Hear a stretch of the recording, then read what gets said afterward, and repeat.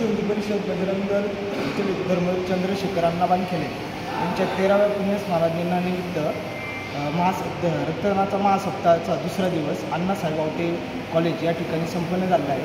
हे 4थं वर्ष आहे आणि आत्तापर्यंत 52 विद्यार्थिनींनी या ठिकाणी रक्तदान केलं आहे आणि सप्ताहाचा दुसरा दिवस आता उद्या देखील रक्तदान प्रत्येक ठिकाणी रक्तदान चालू आहे। तर जास्तीत जास्त संख्येने आपण सर्वांनी रक्तदान